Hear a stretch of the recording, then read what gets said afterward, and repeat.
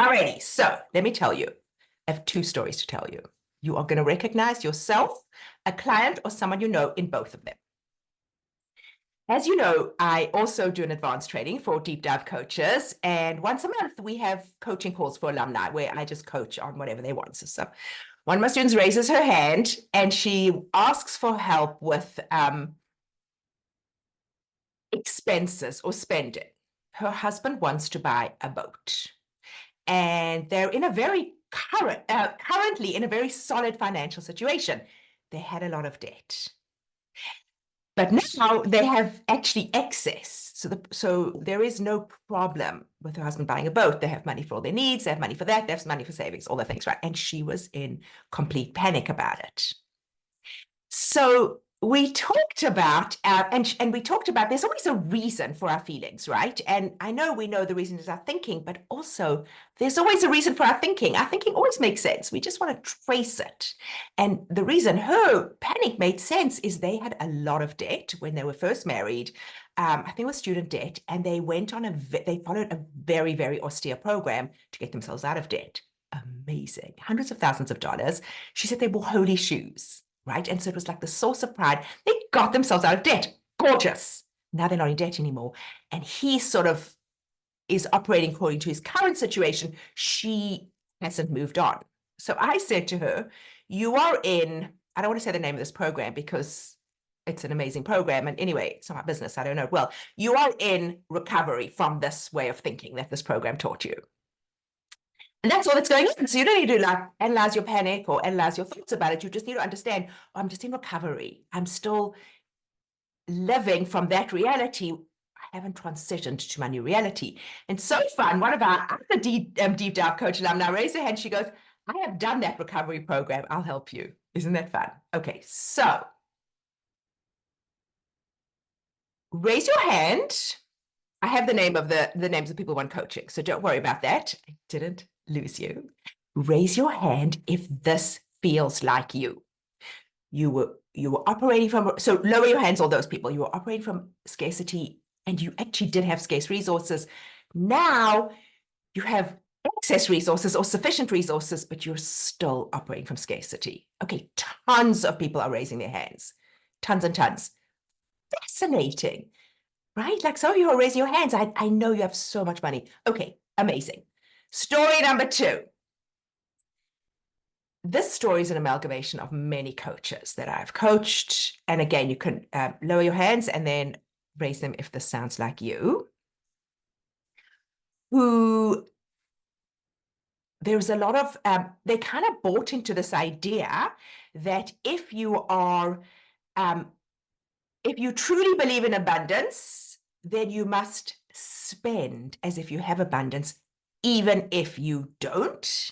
The coaching that I always get to do is the after, the post spending, where the person either went into debt, took out a second mortgage, put it on their credit card, no way to pay it, to pay for a training and education, a service, marketing, PR, mastermind, something like that, where they didn't have the money, they didn't have any way that they could see that the money would come in, unless they created tons and tons of money in their business.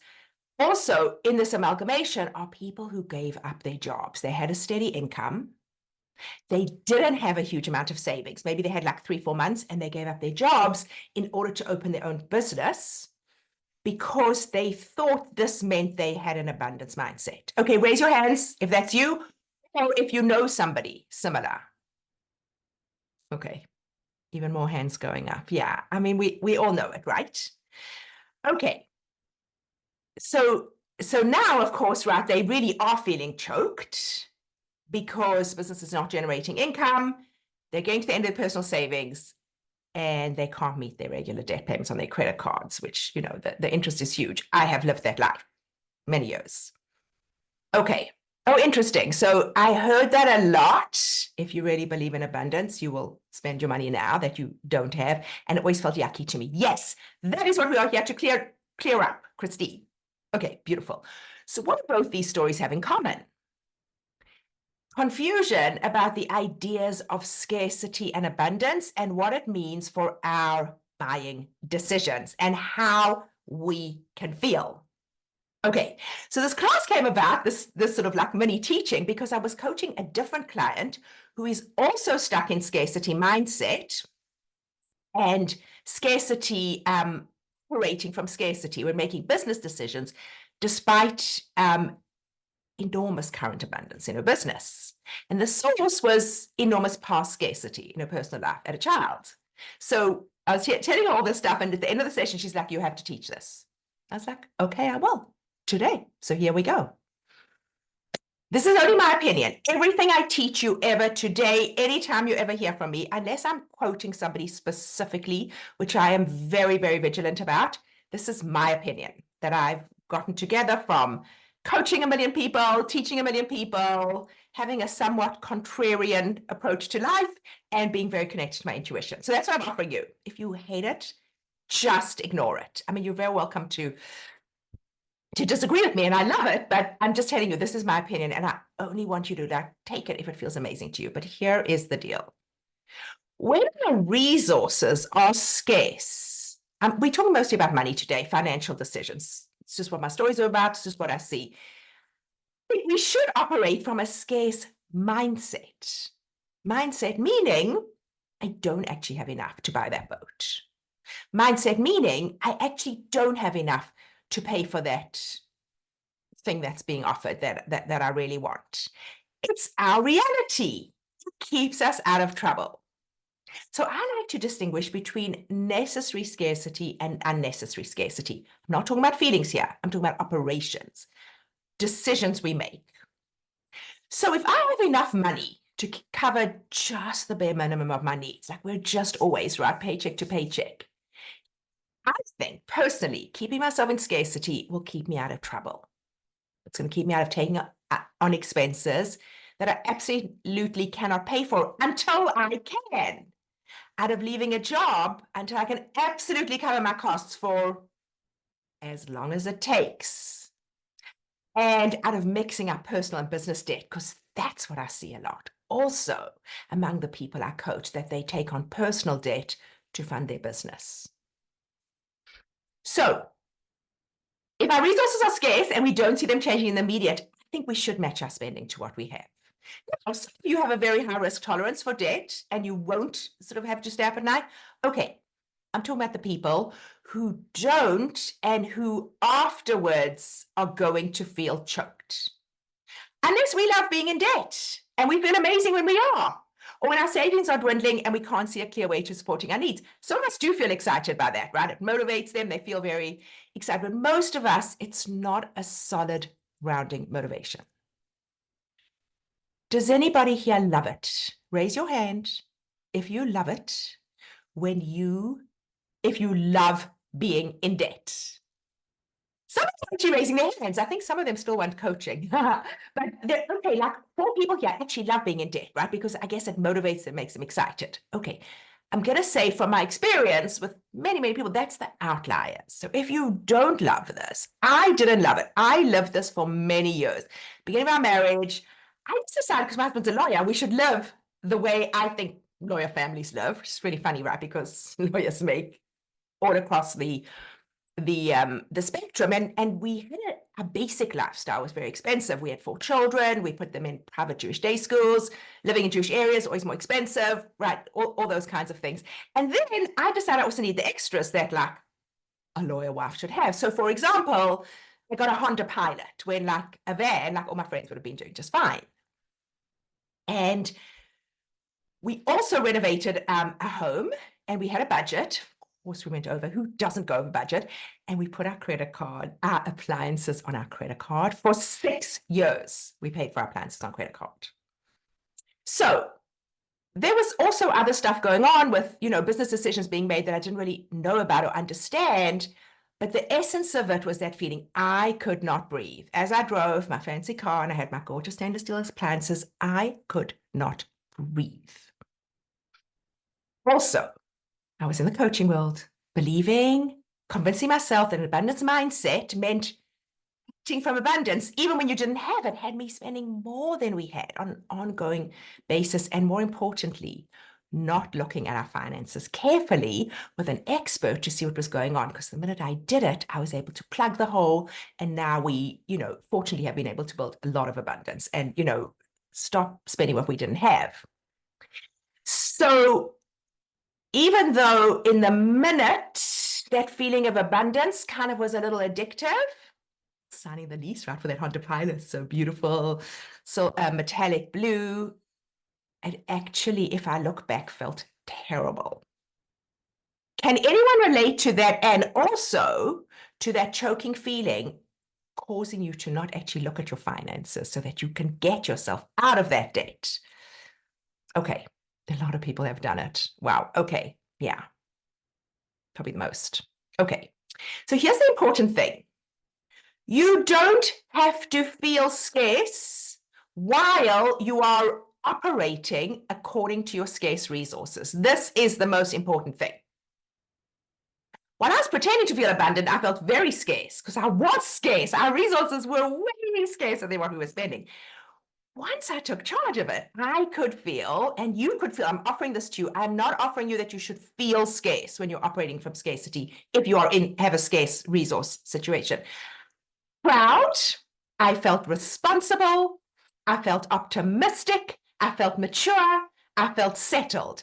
That's my favorite feeling, actually, settled, because it meant I was in alignment with myself, right? And now I only make decisions from a settled feeling. My husband and I were on this really fancy cruise in December, January. It's really amazing luxury for our 30th anniversary. And they were selling us, of course, their future cruises. And they have this even more amazing one coming up. It's a river cruise, Vietnam, Cambodia. Oh my gosh, stunning, stunning, stunning. He just wanted to do it. And people were signing up, right? And I was about to sign up. And then I was like, no. I said to him, listen, this is a fortune. It's in a long time. I just checked in. I was like settled. Did we have the money to pay for it? Yes, we did. But I didn't know what other expenses were coming up. I have children who are hopefully going to be getting married. And, we're looking to maybe move to Israel in a few years. And so it's just like amazing settled feeling, even though to do that cruise. But it didn't feel abundant to do it. So here are the things the feelings that are available to us when we have resources that don't allow for an immediate purchase that we would love to do. Spacious, relief. Who's ever felt relief when you said no, when you were about to do it and then you said, no, I don't have the money? Settled, mature, responsible, proud. Not scarce at all. Tons of people. Not scarce, the opposite, a gift. Okay, so I'm going to say it again. Operating within scarce resources, as if your resources are scarce, which they are, does not have to feel scarce. It can feel the opposite. Okay, so where does abundance get in? I'm going to tell you, and then we're going to coach. Okay, so there's a few places where abundance fits in because abundance is fantastic. The first and most important I want to tell you is that when you are feeling settled and responsible and proud, you are much more likely to go and make money in whatever that business is that you are hoping to will create your abundance much more. You're much more likely to look at your finances, but mostly you're just much more likely to go and make money other than when you're feeling scarce. Okay, so number one, an abundance mindset is always available to us because that's how we think. Okay, so for example, I could believe no matter what my resources are and no matter how I'm spending within my resources, that financial abundance could be around the corner for me. Right? Always true. So fun to believe it. If you don't love that one, it could be financial abundance is around a corner for me. I don't know exactly which one, and I don't know how long it'll take to get there. Okay. Can I believe that I won't give up until I've created financial abundance? Yes, always. And it's so fun to believe it. So we're talking about believing it. We're just not talking about spending from that abundance you don't yet have. Okay. Anybody, what are your favorite beliefs that make you feel abundance no matter what your situation? Put them in the Q&A. So here's the trick while we're waiting to see other people's beautiful beliefs. Here's the trick. Listen carefully. The trick to being able to sleep well at night is to consider both your current financial situation and how you want to feel in this situation and what you believe about abundance when you make your buying decisions. If your current financial situation is solid, you have more than you need, and as far as you can tell, more is coming in, then it's unnecessary scarcity, right? It's going to feel terrible to you. It's misaligned. So that choking feeling when operating from abundance that you don't have, you could feel that choking feeling when you have abundance and you're operating from scarcity. So don't do that. Don't do it. It's just as bad, right? The work then is to find out, why am I holding on to it and how to release it. Okay, then you want to match your desired spending with your current situation from abundance. Like when I said no to my husband about that cruise, I was like, not now. This is not the time to sign up. Yes, it could sell out. It's a very small riverboat. The nice suites will go. Yes, yes, yes, yes to all of that. But also, it's not now. We'll see. Something better might come up. And then, funnily enough, something did. A biking trip around Vietnam to raise money for charity. Way more aligned with us. Okay, I don't know if we're going to do it. I don't know if we can get the timing, but it was so funny. Came up. It's like the same country, and it's like way more what we want to do. Okay, so you want to match your desired spending with your current situation from abundance. Now, note that I said desired, right? Some people still prefer to save most of their money because they're looking at desired spending for their future, and that's amazing. And some people still prefer to spend more money than they have because they believe in risk and they're very high risk tolerance, and they hopefully, have some kind of cushion to land on somewhere. Okay, so we're talking about, right, the client who felt panicked when they want to buy a boat or not making buying decisions. So that's the kind of unnecessary scarcity. Feels terrible. Okay, so this is what we're saying. I'm going to say it again.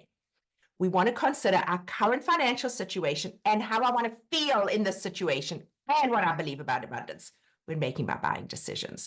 If I put in how I want to feel, truly, it's going to stop a lot of pain. Okay, why does it matter? I think the teaching that a lot of us are offered, that you need to feel abundance to create abundance, has been a little bit twisted or misunderstood. It's been twisted to mean you must act abundance in order to prove that you believe in abundance. And it's led to a lot of buying decisions that would not make sense based on what we're learning today. So you can believe in abundance, you can look forward to it, you can relish the idea, and notice that and also notice your current abundance in all the ways you have it. And doing this truly will not cause you to make spending decisions you can't afford and enable you to make the ones you can. So what's the answer, right? Because there's a lot of pressure coming in, a lot of urgency. And so sometimes we can really want the thing. And so we jump onto the person's belief in our abundance, and then we ignore whatever's going on inside us, the red flags. So that's the answer. The answer is check in with your intuition. Your intuition will drown out the noise and the pressure and the twisted or confusing teachings or beliefs of your friends or whoever you're listening to. Every time I coach someone on a buying decision they currently regret, either that they did buy and they regret because they don't have the money, or they didn't buy and they regret because they did have the money and they really needed that, person in or whatever it was that they want to buy. They really wanted it. Okay. They want me to make them feel better about that decision now, which of course we'll do, right? There's never a good reason to make ourselves feel terrible about a decision we already made. But here's what's much more valuable. I always take them back to the moment of the decision. We rewind it, we stretch it out. There was always, always, always something they were ignoring, like a sick feeling in their stomach, a mild sense of unease, a moment of wanting to run away. This is like how I would do it. I would close my eyes and sign the credit card check, right? Or put in my PIN, right? Left myself. I coached somebody who told me that as they were giving their credit card, they didn't give their credit card on the phone to the person because whatever, it wouldn't even go through. They were sobbing while they were paying for this program. The person took their money. They were sobbing and they still did it. which I understand why, right? There's just like so much pressure, like, oh, if you believe in yourself, you'll do this. At that moment, that feeling, that little mild sick feeling or that like sobbing, it's your intuition telling you this is not the right thing to do at this time. The problem is our intuition, as you may have heard me say, is soft and it's not pushy. So we have to slow down and listen for it. I think it actually knows all. I believe our intuition is like this huge wisdom from the universe. It knows if I do this on debt, it knows if I'm going to be able to easily repay it. It knows if I leave my job, whether I'm going to be able to easily manage to meet my expenses. And so you check in with your intuition and it's going to tell you if it's the right thing to do. The thing is, it requires a pause. We have to be willing to do that, even if there's a lot of scarcity coming in, time scarcity, hurry up, there's one spot left, all those things.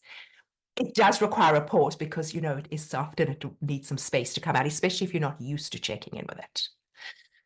All right, so operating realistically from scarce sources will often feel more abundant than trying to create abundance by pretending we have abundance that we don't have. So I was laughing at myself actually as I was preparing for this class because like this is a strange topic to teach when I want to show you that subscribing to my monthly deep dives with Bev is the best thing you could do for yourself, right? It's like a little bit odd. But here's the deal. Buying is amazing when it feels amazing.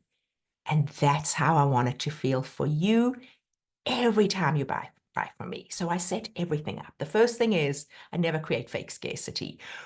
We have some offers for you if you buy it this month, but they're going to go like the whole month, almost to August 26. We just want to close then so we can make sure we have you onboarded. So you have so much time to decide. We have different options to pay. Then we have an option to pay even less, but I also have an option to pay a lot for the ultimate package, right? For the people. I'm just covering everybody. And we do have offers that are only available this month, but you have lots of time. And we will never say to you, there's only one spot when there's lots of spots. However many spots we say, there always are. And even though the offers are this month, you can join whenever you want. It's always open. You come, you keep the stuff that you buy forever, so you don't have to worry about, oh, if I leave, I'm going to miss June. No, June's always yours. And the other thing I want to tell you, and you can come on for coaching because I will never coach you if you tell me that you can't afford it or that you need to not spend the money right now. I always support those decisions. In fact, we just checked in with my ultimate clients to see if they're returning before we could sell the new spots. And one of my clients who I know has the money said, I can't commit financially right now. And I was like, I support your decision. She has the money. It's totally available. But if she doesn't want to commit financially, I will never, ever, ever tell somebody. I just don't even, it doesn't like, I don't even know how to say, I won't tell them because it's such a foreign concept to me that I would say to you, oh, you really can't afford it, you have the money. So that is what I'm going to tell you. I do think you should check in. I'm going to tell you one other fun story that I was running a retreat a year and a half ago. And one of my deep dive coaches, who I love, love, love, asked me about it. And she was interested and I was so excited. And then she said, you know, something about my intuition is just telling me it's not the time. So we had such a fun exchange. I was like, just check in again with your intuition. She's like, you taught me to trust my intuition. I'm like, oh my gosh, that was such a dumb teaching. And we laughed about it. She came to my next retreat. It was amazing. It was the right one for her. So that's the one thing you know about me. I'm definitely going to tell you all the ways it's the best thing for you because I really do believe that everyone in the world should be in my monthly deep dives.